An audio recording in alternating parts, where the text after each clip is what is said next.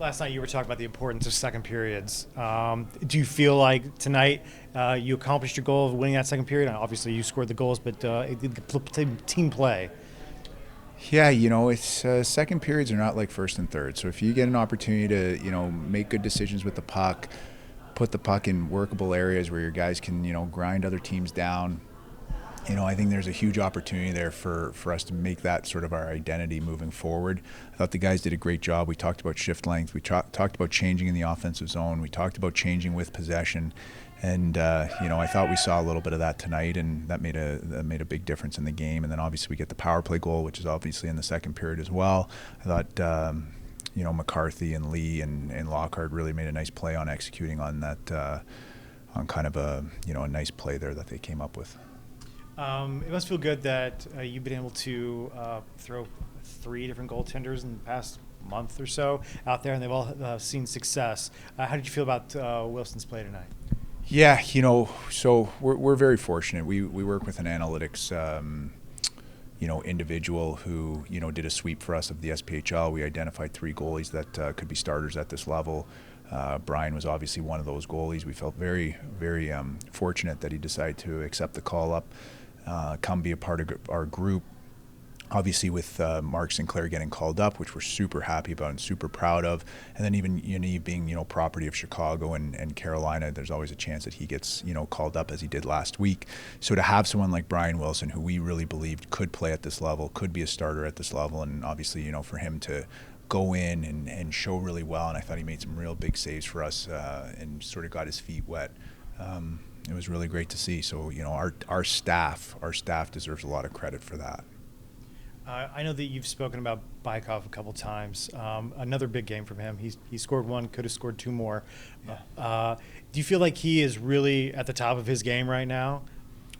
Again, I'm not going to sell him short. I think he's just playing his game. I don't think, I thought similar to what you said, I thought he had an opportunity to get maybe 1 or 2 more, right? And even last game, I think he ended up getting an assist, but I think he could have had 1 or 2 more goals there. So, him and Budgel and Barbashev, or if we put Fletcher there, or if we put Westcott there, they've got some chemistry that they found early on, and obviously Budgel's a horse out there. I mean, he makes a lot of things happen. He allows, he's that lefty centerman that can get Bykov the puck as the right shot, right winger, and then obviously Bykov, he's got elite vision for this level, and again, I knew what we were getting in him, and he's doing exactly what I thought he would do, but I wouldn't say that he's on a heat or anything like that. When he has an opportunity to easily get 6 or 7 points in 3 games. That's the type of player he is, and again, but he's made a huge impact on our group. He's a more mature individual that we really thought we needed in our dressing room. He was the right shot, right winger that we really craved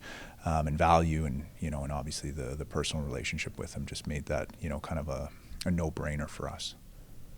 Westcott seemed to be really going tonight, and I noticed that you elevated him in the lineup. Just want to hear you talk about what he's brought to the table this game. Listen, he's such a versatile player. We're very fortunate to have him. He slots in right now as our blind centerman, but we started using him on the power play. He got the power play goal last night. Then all of a sudden, as I said, you can slot him in with Bykov and Budgel, and all of a sudden he gets that assist. He sets up Bykov's goal. He's a guy then down the line. We talk a lot about internal competition, and I think the great teams out there, they have that in common where obviously we've got great teammates in there. We've got people that support one another and want to see each other do well. But also within that, only a certain amount of guys can play, and especially when you get down to the 7 or 8 minutes left in the game, this league used to be only 10 forwards. So to go back to 9 forwards, the guys that are going their best, in that particular game. I think as a coach, that's my job, is to put players in positions to be successful. And, he was really showing that he was going tonight. So it's like, all right, let's keep going back to that, going back to him. And, I think that's what I've done my entire career. I think when I stand behind the bench, it's important for me to identify who's going and maybe who's not having their best game, and then make those, adjustments as needed. What's it going to take for another victory tomorrow against Utah? I mean, I could say we just need to score 1 more goal than them, but I think that, again, every game's unique to itself. And I think that, again, we got to watch the film. These games, these games come down to execution. I think the team that executes their system or their structure to the best of their ability or better than the other team has a real, good opportunity of of coming out on top on these games. So it's about like just, rinsing and repeating, pressing the reset button, understanding that they're going to give us their best. It's now their their fourth game on this road trip. I thought they got a lot better today than they were in their last game. I think we need to expect that they'll be better even tomorrow and again, but I still think we have another gear. I think there's always like room for improvement and better execution, but Mess and I need to look at the video and just find where those areas are, and then, hope that our guys can execute on that. When we played Iowa 5 games in a row, I remember you talked about how it was fun accepting the challenge of what the other coach is doing. Are you finding it fun in what they're presenting as a challenge to you in the game within a game? Yeah, again, it's like these mini playoff series. I always think the playoffs are the most fun time of the year. They're the easiest time of the year too. You only have to prepare for one team. You get to really drill down into what they're doing, and then you get an opportunity to make those adjustments. It's more so like football, where football is a lot of stops and starts. Hockey's a little bit more fluid, but as you play the team more and more, you start seeing like trends, and you can try and see if you can exploit those trends, and then obviously they're doing the same thing to you. So yeah, it gets easier the more times you play a team, because then all of a sudden you start seeing things that are working, things that aren't working, things that they're doing, things that you need to do, and it's the cat and mouse game within the game, and that's why I love to coach. It's a real fun thing for us to drill down into.